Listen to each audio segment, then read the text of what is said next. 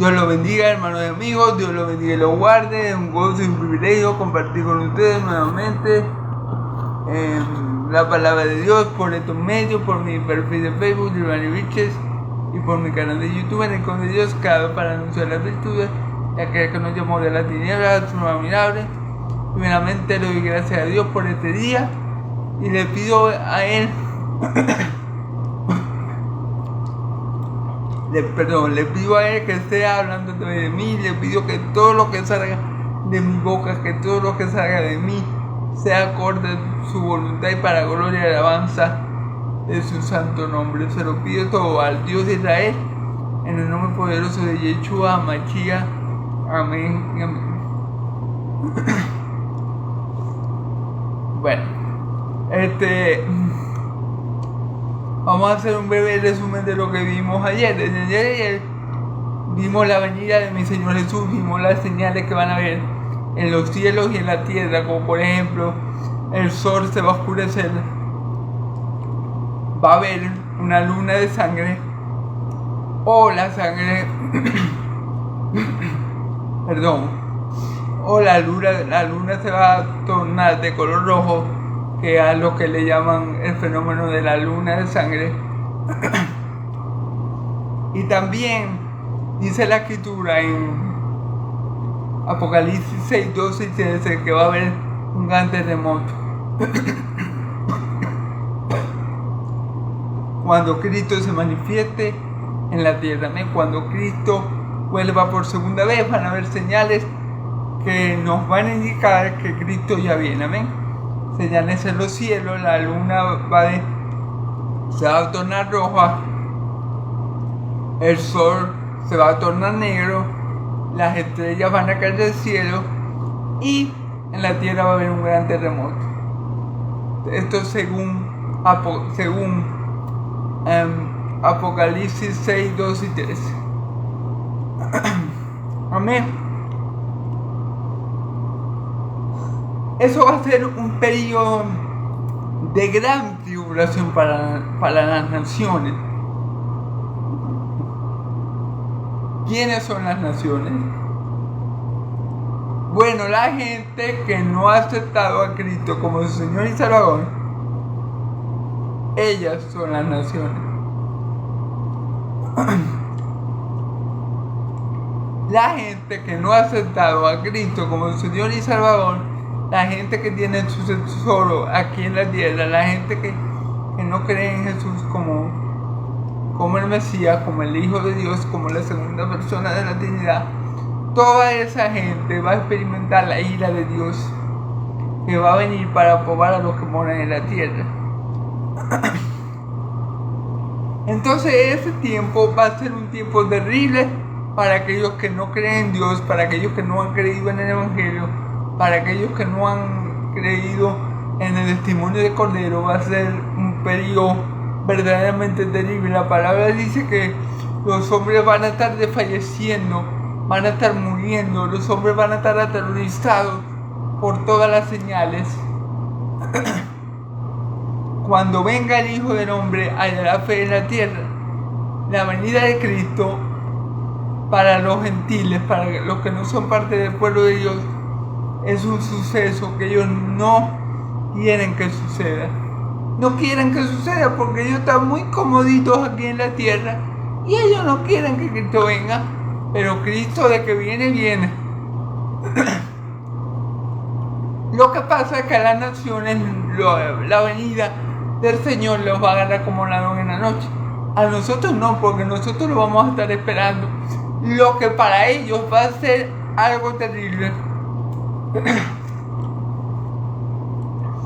El suceso que para las naciones va a ser algo terrible, para los hijos de Dios que estén en esa época, para los que se conviertan al Señor en aquellos tiempos y sepan y crean en Cristo, esas señales y esos fenómenos, tanto en la tierra como en el cielo, van a ser motivo de alegría, porque todo aquel que sea de Cristo va a saber que su venida se acerca cuando vea esa señal. Por eso él habla de la parábola de la higuera y él dice que todo hombre sabe que cuando los árboles, la hoja de los árboles están cayendo, va a cambiar la estación. Parafraseando un poco el texto. Y luego dice, bueno, sepa que cuando todas estas señales estén aconteciendo, la venida del Hijo del Hombre está cerca. Entonces para los hijos de Dios va a ser un gran gozo que estén aconteciendo esas señales y que venga Cristo. Para los moradores de la tierra, no, porque van a sufrir mucho, amén, a causa de la ira de Dios que ha de venir para probar precisamente a las naciones, amén. Recordemos que nosotros somos, recordando siempre que nosotros somos advenedizos y extranjeros en esta tierra, que los hijos de Dios son ciudadanos celestiales, o somos ciudadanos celestiales, amén. Bueno, eso es un breve resumen de lo que dije ayer. Si quieren verlo completo, por aquí, por mi perfil de Facebook o por mi canal de YouTube, lo pueden hallar.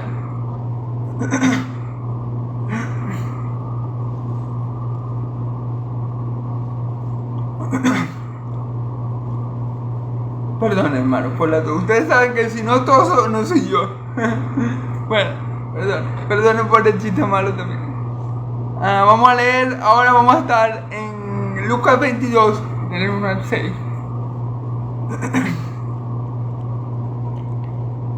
Y estaba cerca la fiesta de los panes sin levadura, que se llama Pascua, y los principales sacerdotes y los escribas buscaban cómo matarle porque temían al pueblo.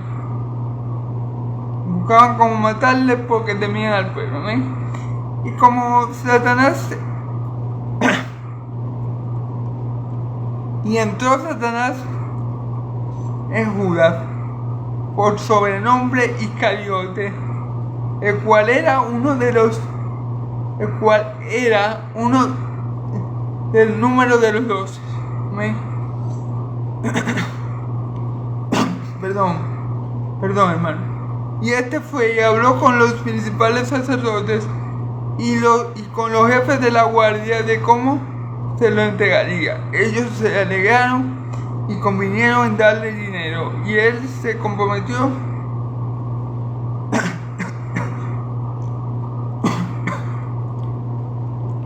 y buscaba una oportunidad para entregárselo a espaldas del pueblo. Amén, gloria a Dios. Entonces, bueno, que el Señor me ayude con esta tos y me ayude dándome sabiduría y entendimiento para predicar su evangelio. Amén. Estaba cerca la fiesta de los panes sin levadura, que se llamaba la Pascua.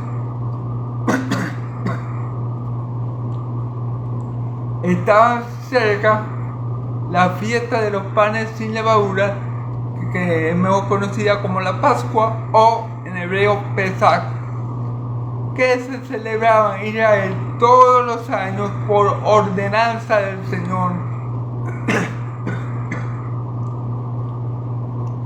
El Señor estableció que todos los años,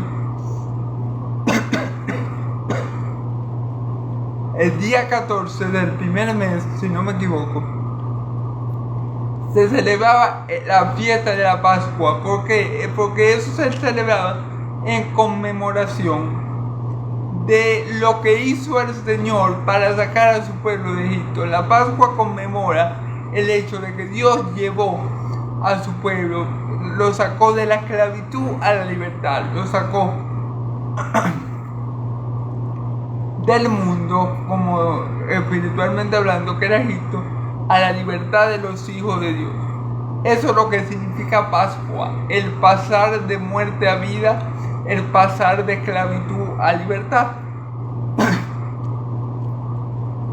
Entonces es una fiesta que el Señor estableció para que su pueblo Israel todos los años recordara los hechos poderosos, recordara las 10 plagas de Egipto, recordara cómo Dios hizo lo que quiso con el faraón y con todos sus dioses, y libertando así a su pueblo escogido, al pueblo de Israel.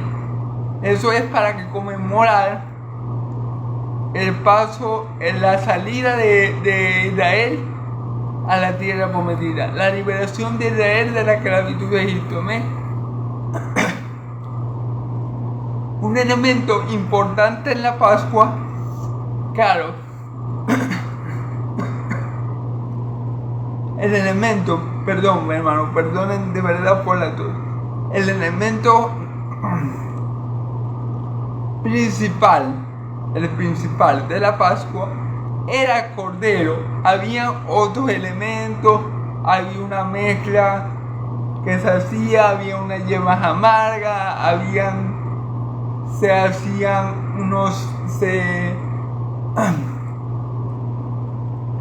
se cantaban unos salmos, en fin, era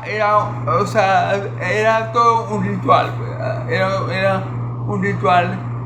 Cada componente de la fiesta, de la mesa tenía su significado, en fin. Pero el componente sin duda principal era un cordero asado. Era un cordero asado que ellos mataban con él, y luego de matarlo ellos pintaron los umbrales de la puerta y los linteles para que cuando el espíritu que iba a enviar Dios a Egipto viera la sangre del cordero, pasara, ¿verdad? Que es lo que significa pasar, ¿verdad? Entonces eso es lo que se celebra, todo lo que Dios hizo para sacar a su pueblo de Egipto. Y lo más importante, o una de las cosas más importantes que se hizo, fue la muerte del cordero,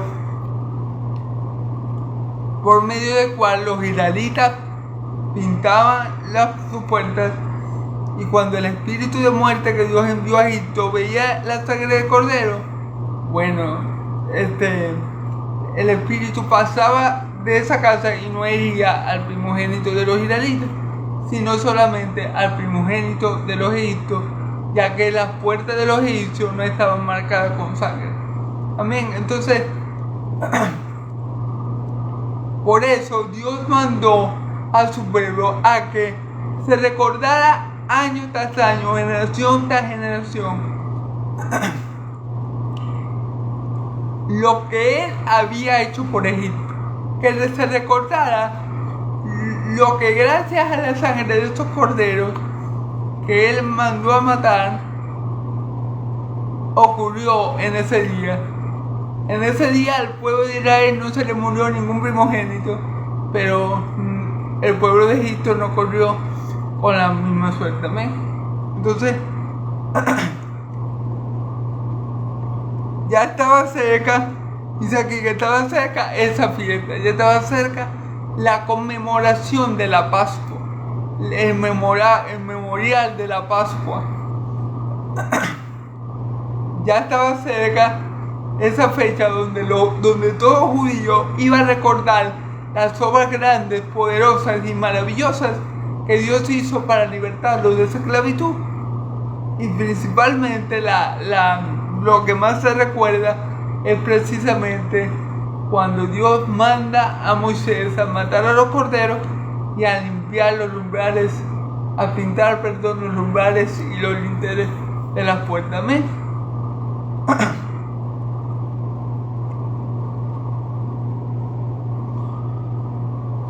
Y los principales sacerdotes y los escribas buscaban cómo matarle, porque temían al pueblo. Sí, ya se acercaba esa fecha, y los fariseos, los hijos del diablo, es decir, los fariseos, los sacerdotes, esos hijos del diablo, querían matar a mi Señor Jesús antes de que llegara la Pascua. O sea, el objetivo de ellos, perdón, discúlpeme. El objetivo de ellos era matar a mi Señor Jesús antes que llegara la Pascua. ¿Por qué? Porque en la Pascua y había mucha gente La Pascua era un momento especial para el pueblo de Israel, donde había demasiada gente y ellos no habían tenido precisamente la oportunidad de prenderle por miedo a la gente, porque la gente, o la mayoría de la gente, consideraba a mi Señor Jesús un verdadero profeta. Tal vez no sabían que era el Hijo de Dios, tal vez no creían todos que era el Mesías, pero a esas alturas pocas personas dudaban que mi Señor Jesús era un profeta. Es más, eso precisamente pensaba la gente. La gente pensaba que Jesús tal vez era Jeremías o Isaías o alguno de los profetas. Ese era el concepto que la gente tenía de mi Señor. No, este hombre tiene que venir de Dios como profeta.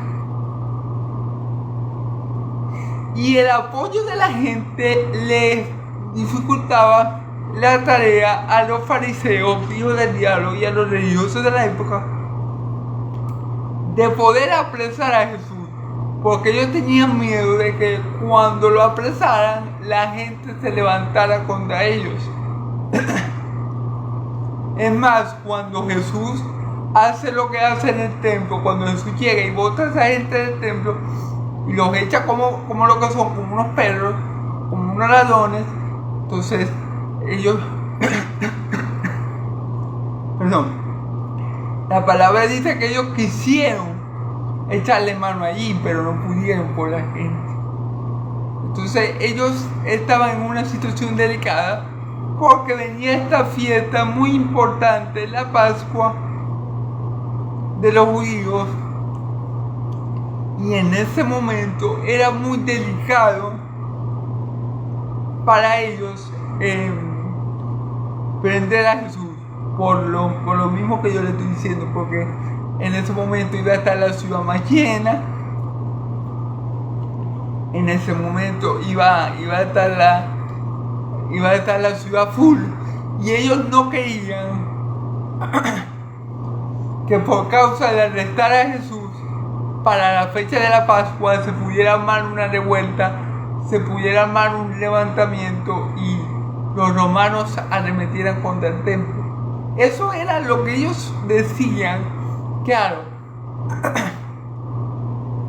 aquí tengo que aclarar, no es que a ellos les importaba el templo, no. A ellos les importaban los cobres que ellos hacían en el templo. Eso era lo que a ellos les importaba. A los fariseos, hijos del diablo, o sea, ellos no estaban preocupados en sí, porque no, si lo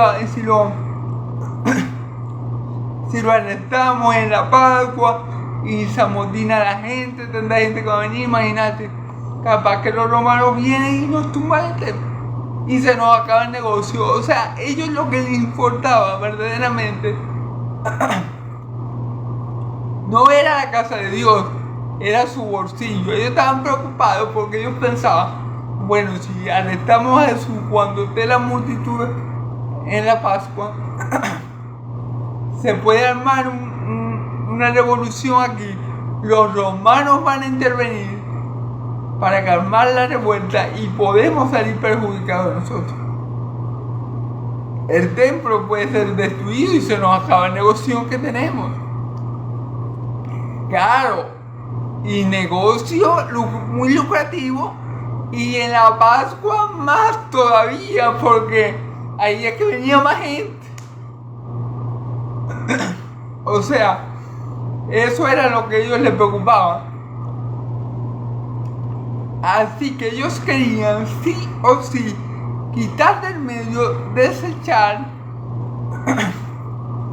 la piedra que Dios estableció. Ellos querían quitar del medio a Jesús, costara lo que le costare, antes de la Pascua. Ellos no querían que Jesús muriera en la Pascua. ¿Por qué? Por lo que les estoy diciendo. No quería que la gente se levantara, se alebrestara, entonces los romanos intervinieran y le destruyeran el templo, pero no querían que destruyeran el templo, no porque por el celo del Señor, no, por esto, miren, por la plata. Un dicho popular, bueno, dice, por la plata baila el mono, ¿verdad? Bueno, no, por la plata bailan los hijos del diablo. En este caso los fariseos, porque por eso era que ellos estaban preocupados. Ellos no estaban preocupados por lo que le pasara al templo. No. Ellos estaban preocupados porque si ellos arrestaban a Jesús en Pascua y la gente se levantaba, protestaba y formaba una revuelta, entonces claro, los romanos iban a intervenir para cambiar las cosas y podían salir ellos perjudicados. Y eso no lo querían ellos, ¿ok?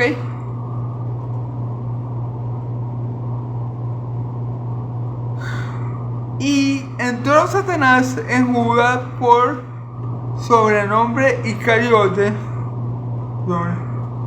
el cual era uno de los 12, ¿ok? En ese momento entra Satanás en Judas Iscariote, uno de los 12 apóstoles.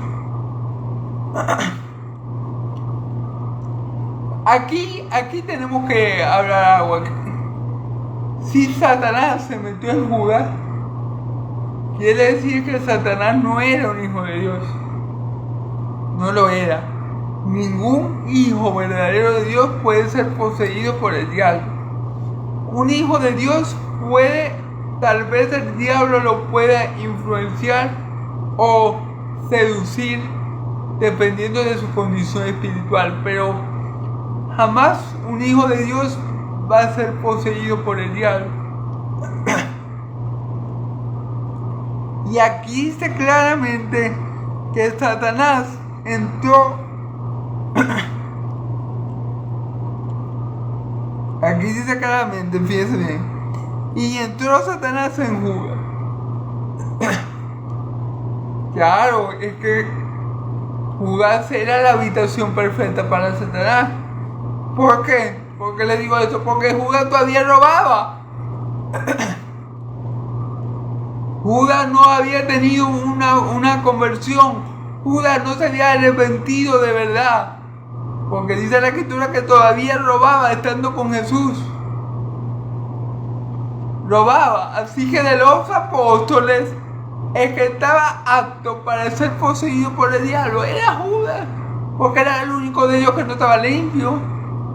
El único de ellos que seguía robando y seguramente ni se arrepentía. Y lo seguía haciendo. ¿Se acuerdan del episodio cuando Judas se molestó porque porque la mujer le derramó el perfume costosísimo en los pies, en la cabeza de mi Señor Jesús? Y Judas hizo un drama, un show. ¿Por qué no dieron ese perfume para que lo vendiéramos?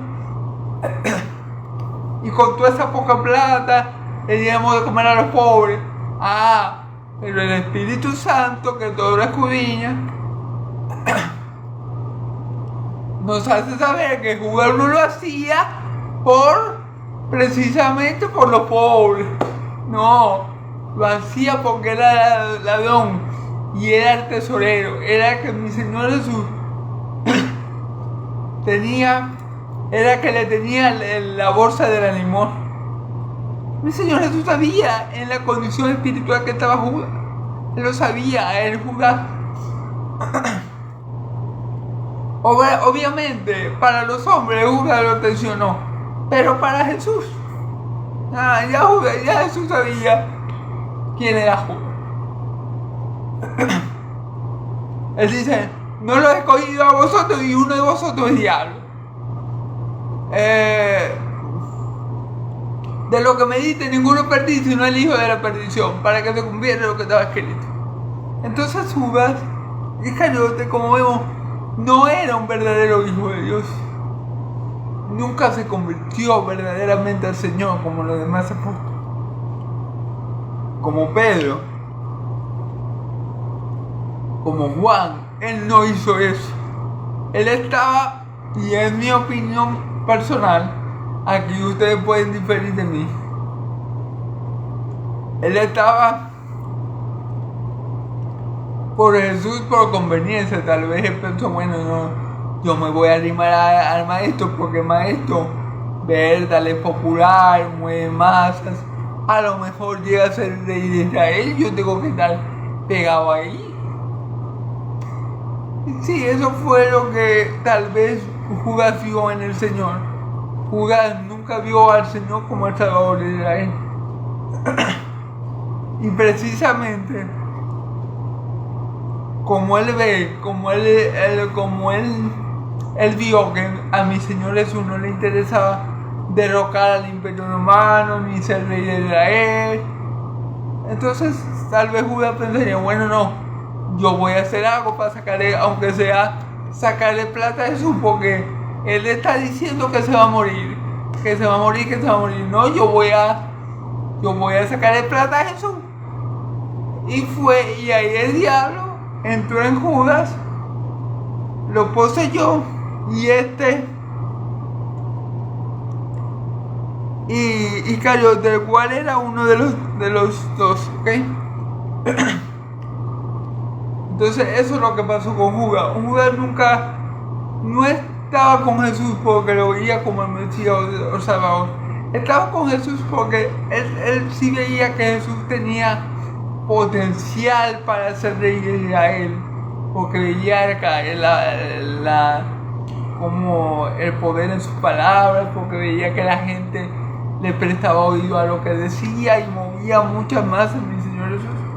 Y bueno, Judas pensó, no, yo me voy a quedar cerquita del maestro porque Jesús puede llegar a ser rey, y si él llega a ser rey y yo estoy con él, bueno, estoy coronado. Y Judas dijo, no, estoy hecho, yo me voy a pegar a Jesús y si tengo suerte y se convierte en rey, yo voy a tener mi parte. Eso fue lo que en mi opinión personal, eso fue lo que pasó con Judas. Judas nunca tuvo una verdadera conversión. Por eso mi Señor Jesús dice que él robaba. Por eso es que Satanás pudo entrar en Judas, porque vivía en pecado. Judas no era un hijo de Dios. Judas seguía con su antigua vida, seguía robando. Y se le facilitaba porque era el tesorero, era el encargado de la bolsa de la limón. Así que para mí, por eso el diablo, Judas era el huésped ideal para el diablo. Es decir, Judas era el hombre ideal para que el diablo entrara en él, porque era del círculo íntimo de mi Señor Jesús, es decir, de los 12 apóstoles, y vivía en pecado y era un hijo del diablo. Entonces el diablo entró en el único que podía entrar, en el único que vivía en pecado, en el único que no era hijo de Dios. En ese entró él. Pero es por eso, porque Judas nunca vio en Jesús a un Salvador, nunca vio a un Mesías, y menos al Hijo de Dios. O sea, Judas nunca vio a Jesús así. Judas lo vio, a mi parecer, y por eso es que él peca y se pierde. Él lo vio como un hombre, sí, un hombre que podía llegar a ser rey, pero como en mi mismo Señor declaró varias veces que se iba a morir, que iba a Jerusalén a morir, y que iba a ser desechado por los ancianos y por los religiosos de la época, y iba a morir al tercer día, iba a resucitar, como él lo declara 3 veces. Entonces, bueno, Judas diría, no, yo le voy a sacar provecho a eso. Yo le voy a sacar provecho a eso, porque él dice que debe morir. Entonces yo no voy a quedarme sin nada. Y el diablo entró en él, y fíjense lo que hizo.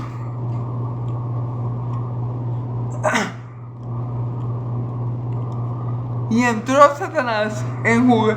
Ok. Y fue y habló con los principales sacerdotes, con los jefes de la guardia, de cómo lo entregaría. Y aquí, hermanos, podemos hablar un poco más sobre... Fíjense que Satanás es un ser muy inteligente, no vamos a caernos a mentira. Es un ser muy astuto y muy malo. Pero fíjense bien que la mente de Satanás sigue siendo una mente finita. ¿Por qué les digo esto? Porque Satanás quería quitarse a Jesús del medio. Es decir, Satanás, desde que Jesús era pequeño, por ejemplo, por medio de Herodes, quiso matar a Jesús. Cuando mandó a matar a los niños de Belén. La masacre que hubo, ¿verdad? Satanás quería matar a mi Señor Jesús. De hecho, en el desierto lo tentó 3 veces y mi Señor Jesús lo venció con la palabra de Dios. Pero Satanás lo quería quitar del medio porque Satanás no conocía, Satanás no podía prever lo que la muerte de mi Señor Jesús iba a significar y lo que la muerte de mi Señor Jesús iba a alcanzar y a conquistar. Satanás no quería por ningún motivo que mi Señor Jesús muriera en la cruz. Satanás hizo lo imposible para matar a mi Señor Jesús antes de que él cumpliera su misión aquí en la tierra. Por eso Satanás ve la facilidad en entrar en Judas y dice, no, por aquí es que yo voy a llegar a matar a Jesús, por él, por este pecador, por este hijo mío, es que yo voy a matar a Jesús. Entonces dice, y este fue y habló con los principales sacerdotes y con los jefes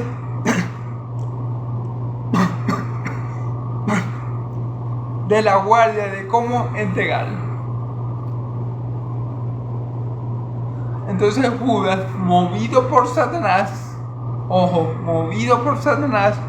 fue y cuadró todo con los sacerdotes para entregar al Señor, a nuestro Salvador Jesucristo. Y tal vez es por este hecho que Satanás quería salir de Cristo fuera como fuera. O sea, Satanás no previó, no pudo anticipar, no pudo prever, no podía saber que el plan de Dios era que Cristo muriera en la cruz y lo que Cristo iba a causar muriendo en la cruz. Así que Satanás dijo, bueno, de que te voy a matar, te voy a matar. Pero Satanás no previó que muriendo en la cruz Jesús iba a vencer, porque eso no lo conocía nadie, solamente lo sabía Dios. Se fían que la mente de una criatura jamás se va a poder equiparar con la de Creador, el cual es bendito por los siglos de los siglos. Satanás sí es muy inteligente, obviamente, pero la sabiduría de Dios es infinita y la de Satanás sigue siendo finita, aunque sea mucho más inteligente que los otros. Amén. Bueno, Satanás dijo, no, tengo que aprovechar a Judas Iscariote, que es mi hijo, que es un hijo del diablo, que es mi hijo, y a él yo lo voy a aprovechar para hacer morir al santo de Israel. Ya que él no quiso servirme a mí, ya que él no quiso adorarme a mí, entonces bueno,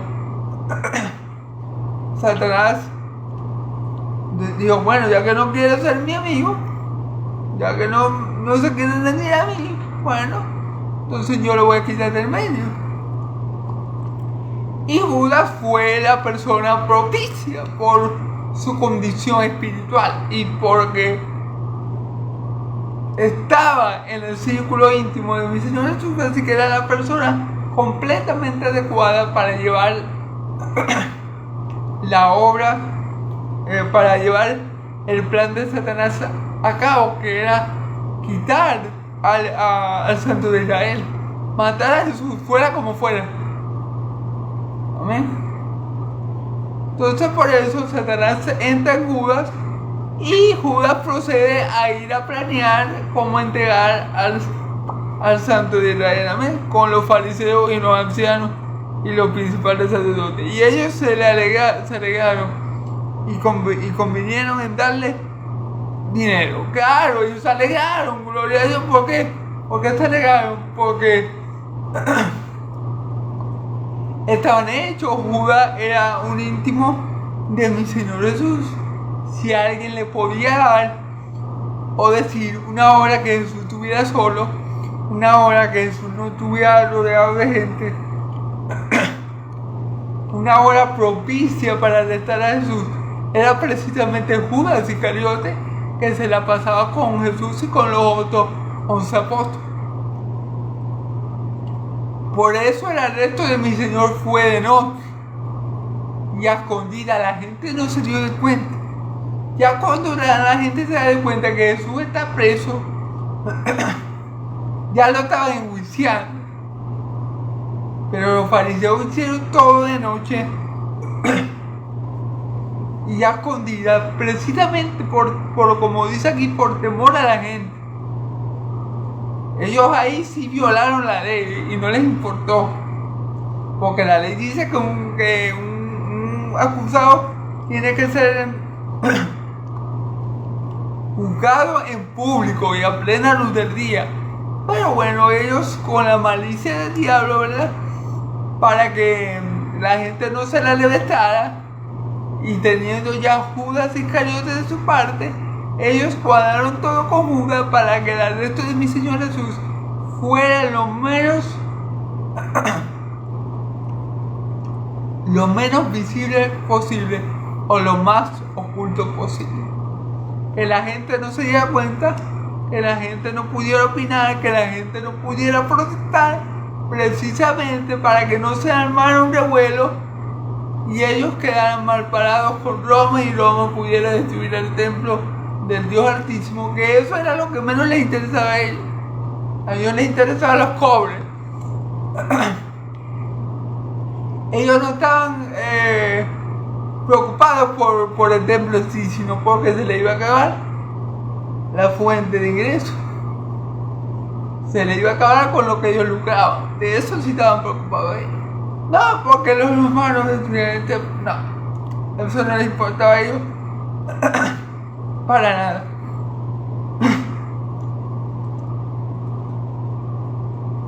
Entonces, claro, una vez teniendo a Iscariote, es decir, a Judas Iscariote, ya le era más fácil a ellos cuadrar todo, planear todo, armar todo para que el arresto de mi Señor Jesús fuera lo menos llamativo posible, fuera lo más oculto posible y la gente ni se enterara.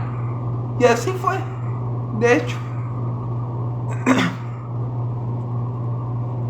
Y él se comprometió y buscaba una oportunidad para entregarlo a espaldas del pueblo. Fíjense bien que lo dice. Judas se comprometió con los fariseos, con los hipócritas, con los hijos del diablo a entregar a mi Señor Jesús. Pero Judas, yo me imagino que por lo que ellos planearon, cuadraron,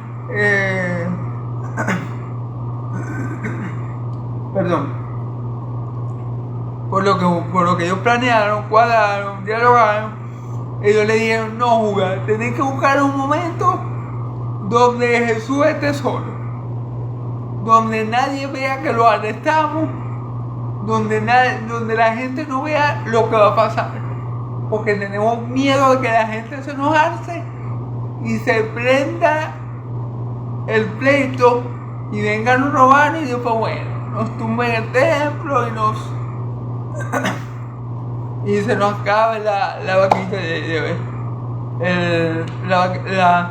el pasto del huevo de oro. Es decir, no, contamos contigo, Judas.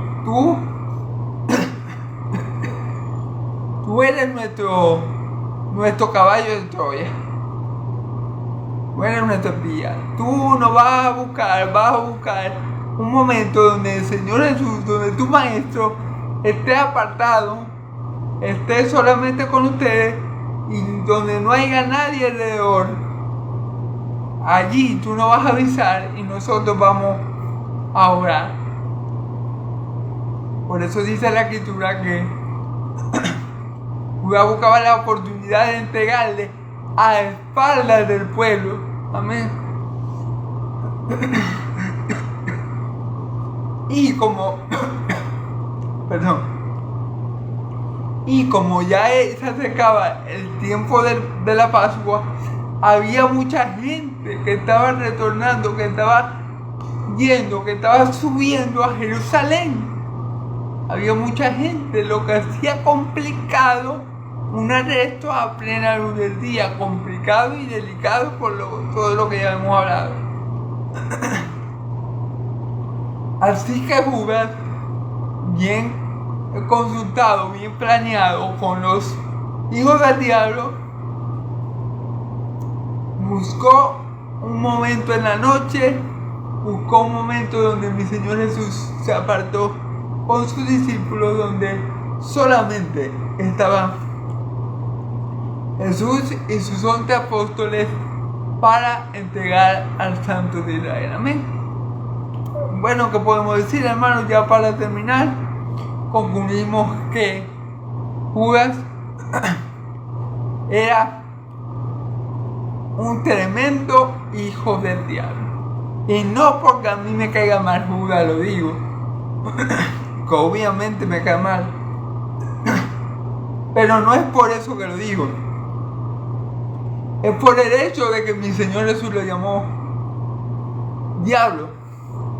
No lo digo porque me caiga mal Judas o porque quiero que esté en el infierno, que ahí eso no está, ¿no? Pero lo digo porque mi Señor Jesús lo llamó hijo de la perdición, lo llamó diablo. Entonces Judas nunca fue un verdadero hijo de Dios y como consecuencia sirvió a los planes de Satanás.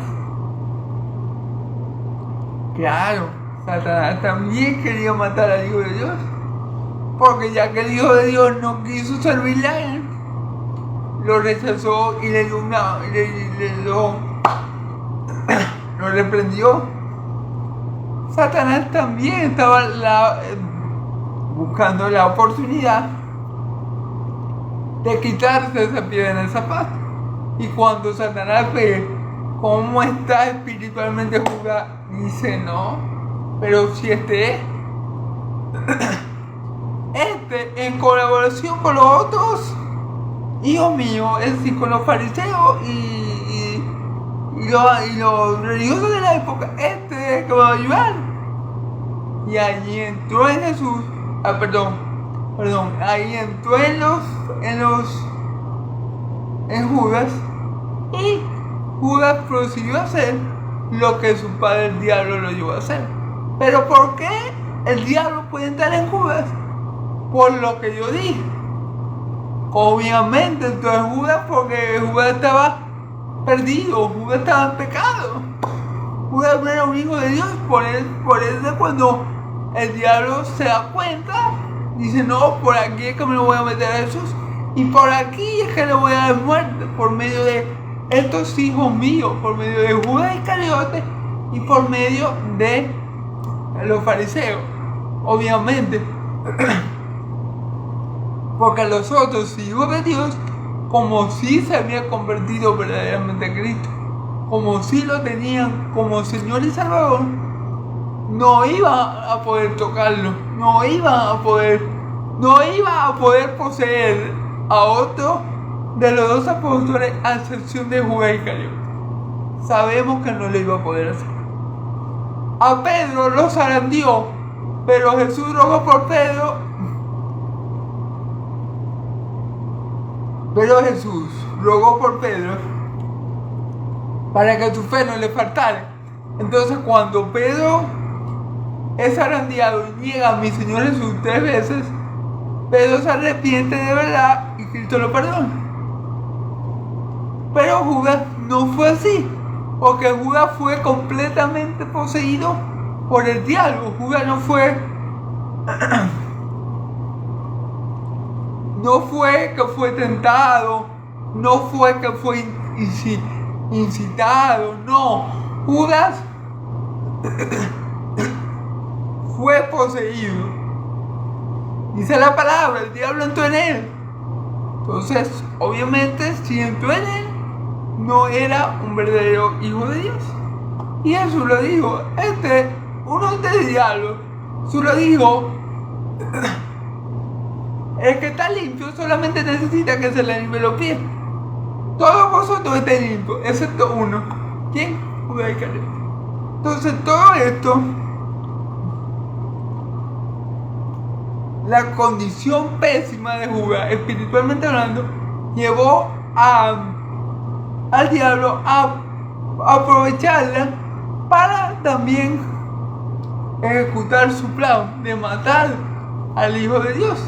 Claro, sin saber que ese plan le iba a jugar en su contra. Amén. Entonces, bueno, hermano, Dios lo bendiga mucho, Dios lo bendiga y lo guarde. Yahvé haga resplandecer su rostro de ustedes, Yahvé alce su rostro de ustedes y le dé paz. Que la paz del Dios de Israel y la gracia de mi Señor Jesús sea sobre todo su pueblo santo. Y el pueblo de Dios dice amén y amén. Gloria a Dios. Alabado sea su nombre.